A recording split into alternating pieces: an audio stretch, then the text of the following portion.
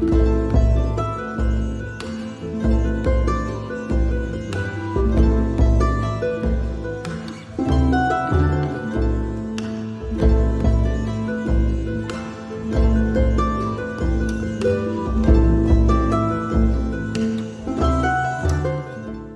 et bienvenue sur la chaîne de Green Spider. Donc aujourd'hui je vous propose le retour d'utilisateur complet sur ce couteau qui est donc le Maverick de la société HX Outdoors.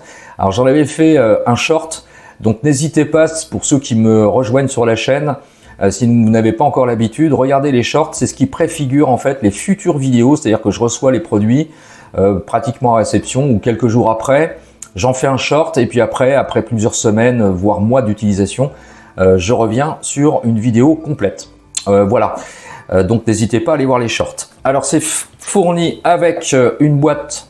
À l'intérieur on y retrouvera un petit chiffon pour le nettoyage et puis un système de fixation de type Tech-Lock avec différents inserts pour permettre de s'insérer un petit peu partout en fonction des épaisseurs, de la largeur des ceintures ou des ceinturons. Voilà, c'est fourni bien sûr avec les systèmes de fixation directement normalement sur le couteau.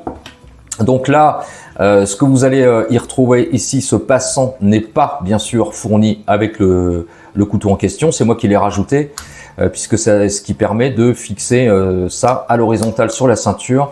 Je vais vous expliquer pourquoi, on va y revenir juste après. Donc le couteau en lui-même fait 17,7 cm de long pour une longueur de lame totale de 7,5 cm, longueur de manche 9,9 cm et 3,5 mm d'épaisseur au niveau de la lame. On est sur une émouture en V. Le couteau, lui, est bien sûr en montage full tang, entendez par la plate semelle intégrale. Lame en 14C28N qui est très bien traitée. On est sur une dureté HRC comprise entre 61 et 62 HRC. Et on a une finition de type DLC, donc ce qu'on appelle Diamond-like Carbon. Donc c'est un petit peu similaire aux nitrures de titane. C'est ce qui permet d'augmenter, on va dire, la résistance à la corrosion au niveau de la lame. Les plaquettes sont en G10. Il existe plusieurs versions de ce couteau, 3 pour être très précis. À la fois celui-ci avec les plaquettes donc de type en G10 couleur un petit peu sable, noir, également orange, et puis des finitions différentes en fonction de la lame. Finger choil ici pour mettre l'empreinte au niveau du doigt, et puis un tout petit peu de cannelure sur le dessus, un petit peu agressif, on y reviendra tout à l'heure, avec bien sûr un stop goutte ici juste à l'extrémité. Voilà pour le couteau. Alors l'étui, lui, c'est du Kydex, 2 feuilles de Kydex qui sont appliquées l'une à l'autre grâce à des rivets. Rien à dire de particulier là-dessus, ça fonctionne très bien, il y a une très bonne rétention, il n'y a pas de problème, il n'y a pas de jeu quand on a le couteau en main. Voilà, maintenant ce que j'en pense au niveau de ce couteau. Alors c'est, on va dire, un petit couteau de service, plutôt orienté pour moi sur le principe de l'EDC. Alors comme vous le savez, j'apprécie de plus en plus depuis quand même assez longtemps maintenant les petites lames fixes. Pourquoi? Parce que les couteaux pliants, de toute façon, on va pas revenir là-dessus, mais au niveau de la législation, vous savez que c'est toujours très compliqué alors de les porter. Donc un couteau fixe, bien sûr, c'est la même chose. Quand on regarde par exemple sur des couteaux pliants, on se retrouve parfois avec des couteaux pliants qui sont beaucoup plus grands. Alors ça c'est un exemple, mais c'est vrai qu'on a de plus en plus de couteaux qui sont de cette taille-là. Donc voilà, au niveau de la lame, ça va pas changer grand-chose. Donc c'est plutôt un petit couteau ODC, couteau de service. Alors on peut faire quand même pas mal de tâches avec ça. Au niveau du montage, ce qu'on peut en retirer, c'est que c'est très bien fait. Il n'y a pas d'arête prononcée, tout est parfaitement aligné.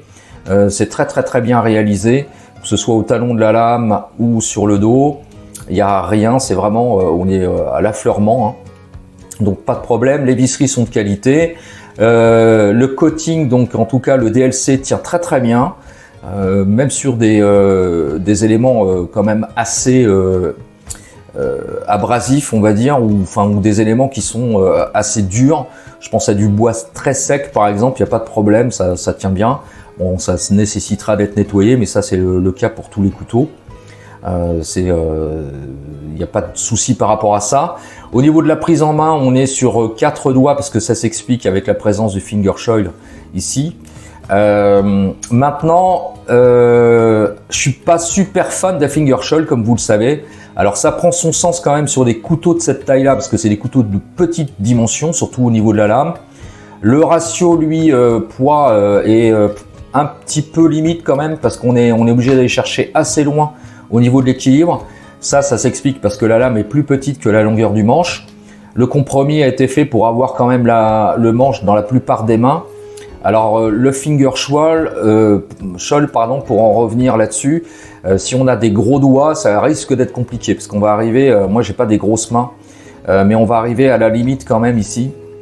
D'ailleurs, je le trouve pas forcément très confortable, pour être très sincère. Si on le tient comme ceci, vraiment dans le creux de l'index, passe encore. Par contre, si on va plus loin ici, notamment sur cette jointure-là, ou plus ici quand on doit forcer un peu, c'est pas très agréable. Ça a tendance à être, même malgré le fait que ce soit quand même arrondi, ça a tendance à être un peu agressif. Bon, ceci dit, c'est pas un couteau non plus qui se prête à faire des grosses tâches, à couper du bois pendant très longtemps. Enfin voilà, on n'est pas sur un couteau non plus qui est prévu pour aller bourriner, on va dire, dans la nature. On est plutôt sur, comme je l'ai dit, un couteau de service. On est aussi sur un couteau un peu typé EDC qui peut s'emmener un peu partout. Ça prend tout son sens d'ailleurs si on utilise ce type de fixation plutôt à l'horizontale qu'à la verticale, parce que c'est toujours un peu gênant, je trouve, quand on porte le couteau de cette manière-là. Une fois que c'est à l'intérieur, ça a tendance à venir frapper un petit peu sur le côté de la hanche, au-dessus de la hanche, limite un peu dans les côtes. C'est pas quelque chose de très agréable. Et comme c'est une vocation quand même d'un couteau qui peut s'emmener un petit peu partout, c'est plus judicieux de le mettre à l'horizontale, d'où la présence de ce type de système de fixation. Quant à l'étui, rien à dire, ça résiste très très bien. Il y a une relative souplesse, tant sur la rigidité quand même. Le couteau est bien maintenu, il n'y a pas eu d'effort particulier après plusieurs utilisations en fonction des différences de température, les choses comme ça. Rien à dire de particulier. Donc voilà, c'est plutôt qualitatif au niveau du montage. Quant à la réalisation du couteau, j'ai rien de spécifique à dire. C'est quelque chose quand même qui tient très très bien. On est sur une quarantaine d'euros grand maximum pour ce couteau, donc je trouve que c'est assez compétitif par rapport à ce qui est proposé à la concurrence et actuellement sur le marché dans cette définition de lame. Donc c'est plutôt intéressant. La seule chose effectivement, c'est le finger choil qui pour moi est un petit peu agressif. J'aurais préféré pour ce type, alors ça prend son sens parce que c'est un petit couteau, donc c'est prévu aussi pour garantir, on va dire, une meilleure tenue dans la main. Maintenant, on s'en sert pas non plus à l'estoc, comme ça. Donc bon, peut-être que ça aurait été plus intéressant, on aurait pu gagner quelque chose d'avoir peut-être un manche un peu plus arrondi ici, et puis sans forcément avoir ce fameux finger choil. Mais bon, voilà. Mais quoi qu'il en soit, de manière globale, on va dire que c'est un bon petit couteau de service. Voilà, j'en ai fini avec cette vidéo, j'espère que ça vous aura plu. Comme toujours, si vous avez des questions ou des commentaires, c'est en bas que ça se passe par message privé. Je vous dis à bientôt pour une prochaine, et d'ici là, comme toujours, portez-vous bien, et surtout, carpe diem. Salut!